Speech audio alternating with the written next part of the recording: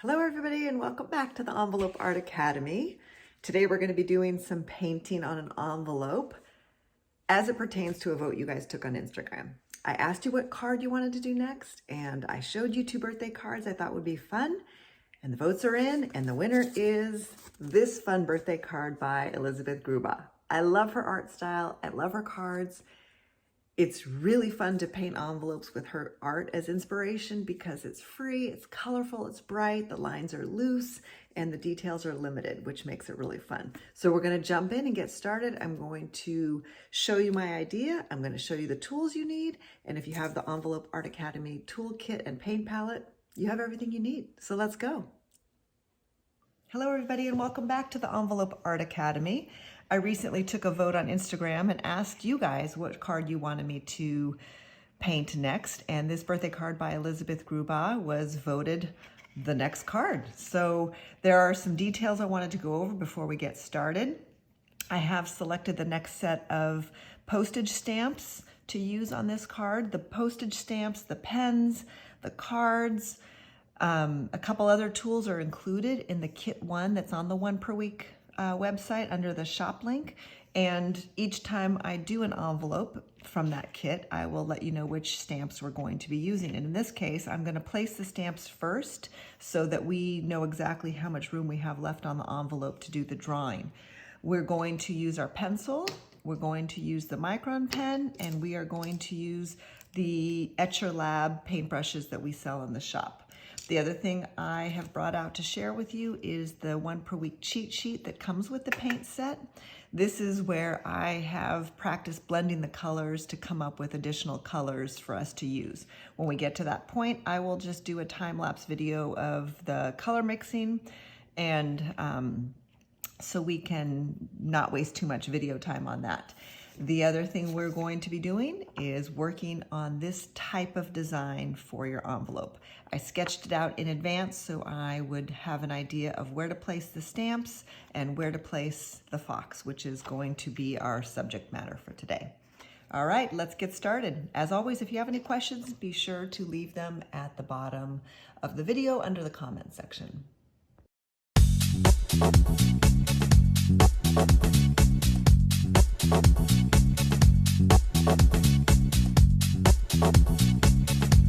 So you see the basic element of the fox, the balloon, the party hat, and the box. We may or may not decide to leave this box line here. You can decide kind of when we're done painting. I think I just wanted to take off a little bit of those harsh lines that went all the way to the postage stamp. When we're done painting, we're going to let this dry, and we're going to use our black Micron pen to do some fine detail work. I think we're ready to get started.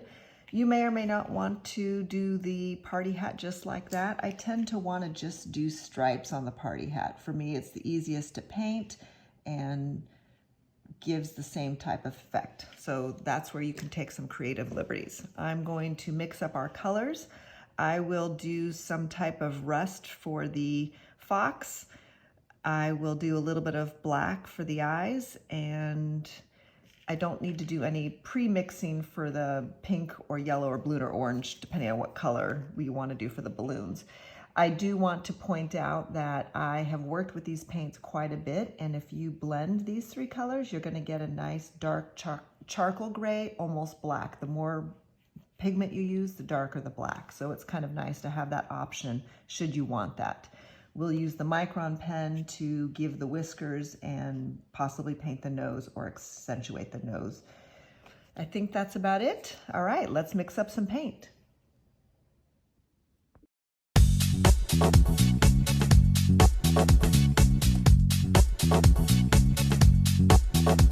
Okay, I've got our paints mixed up, at least for the basic colors that we need. And I think I'm going to just right now, since I've just done this green, I'm going to grab a little bit more pigment, and then I'm going to paint the green section of the eye. I just want to get that done first. Okay. What else do I want to make green? I think I definitely want one of these stripes to be green, so I might as well go ahead and take care of that. Like always, just keep in mind this is not watercolor paper. It is just a little bit heavier duty envelope paper, but it doesn't love if we fuss too much with our paints and our water. So keep that in mind when you're painting. I just added a little bit more of the our blue here.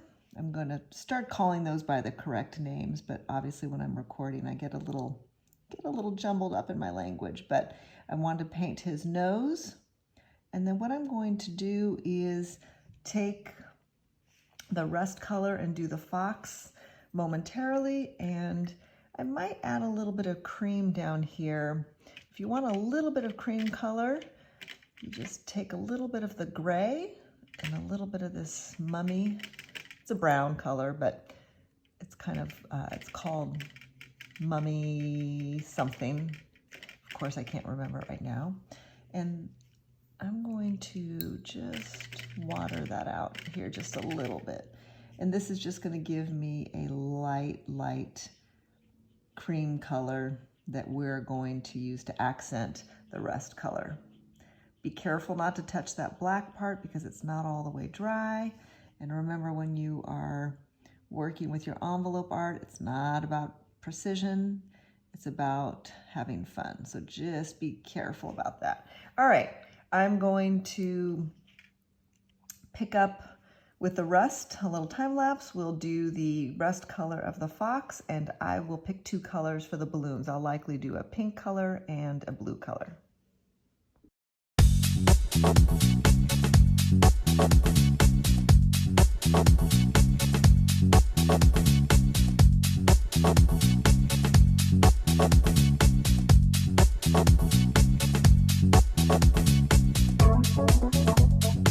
Okay, so before we continue, I do want to show you a little Envelope Art Academy hack, which is such a time saver. See this little tiny hairdryer? It literally fits in the palm of your hand. It's so tiny. It's a Baby Bliss Pro TT. I got it at Bed Bath & Beyond a couple years ago. I think they still have them. And it's really easy to keep with your art supplies if you want to dry each layer before continuing on.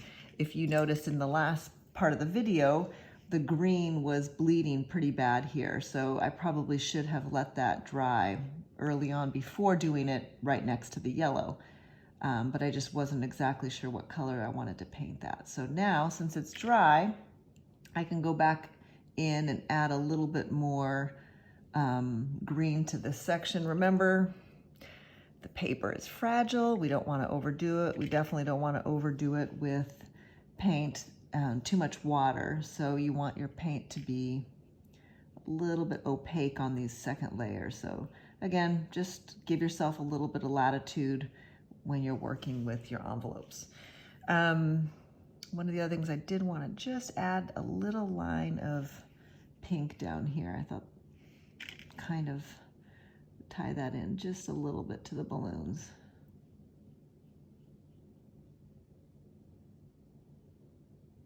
Okay, the next thing we're going to do is we're going to just take a little bit of our black that we mixed up.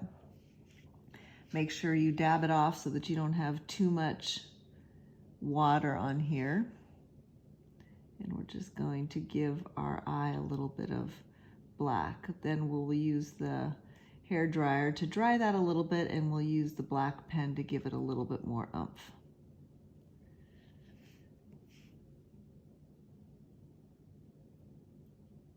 Okay, I think that ought to do it here.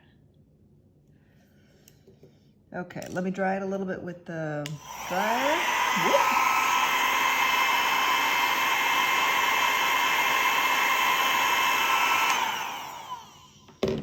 Now we're going to take our black pen and we're going to give some accent lines to our fox. So first of all, we're going to take our strings from the balloon, give those some black detail.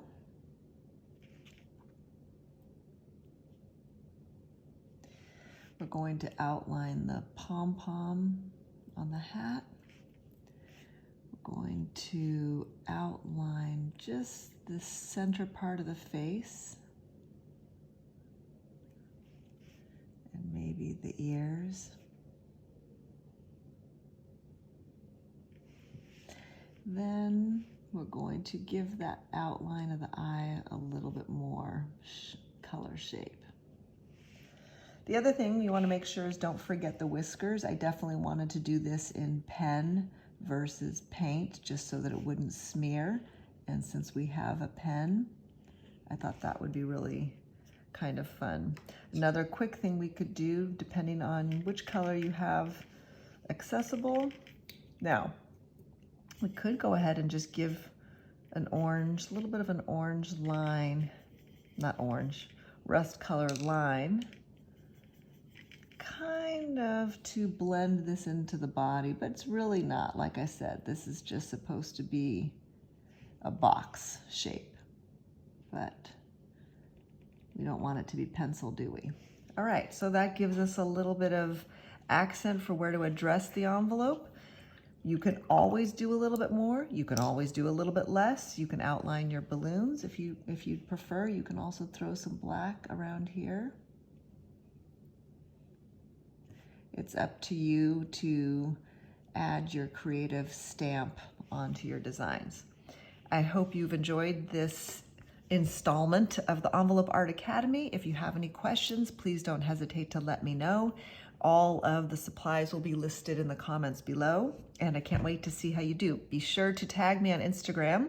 If you are interested in sharing your art, you can either do that on our 1 per week page or my art share. Thanks for joining us today.